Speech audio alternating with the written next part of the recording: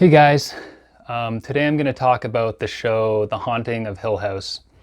This is my fourth time trying to record it, so I don't know how enthusiastic I'm going to be with this. I'm pretty tired of trying to record this, so we'll just get into it.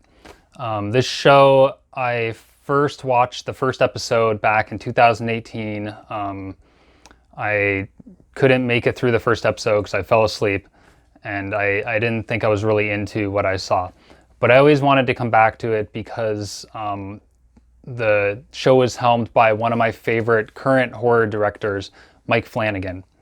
So recently, a friend of mine recommended the show and said it was one of her favorite TV shows. So I'm like, yeah, I'll check it out for sure.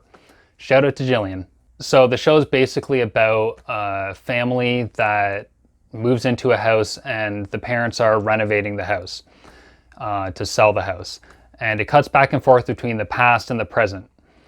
And the present is the characters grown up, the child characters grown up.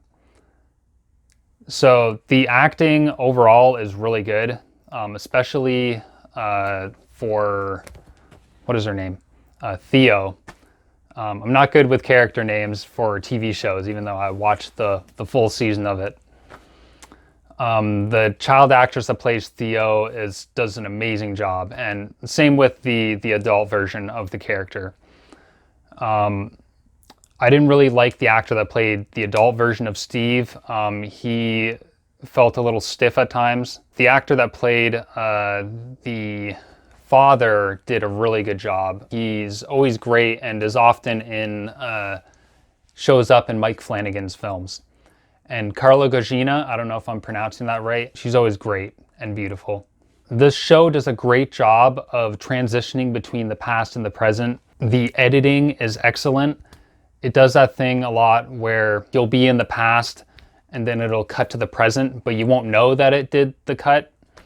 It'll have a character doing something and then you won't realize it's actually in a different time period.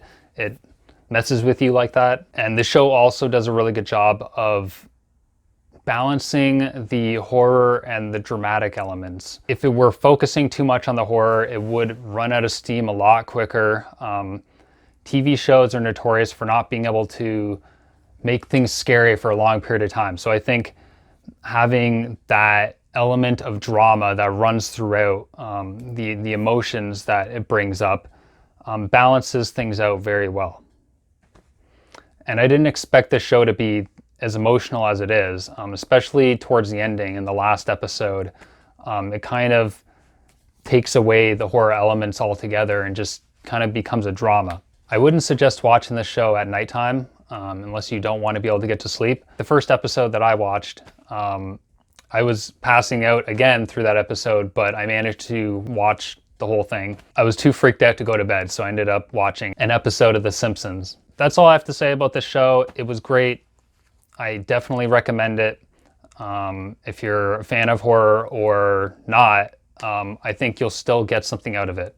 So that's all for now. See you guys again next time. Bye.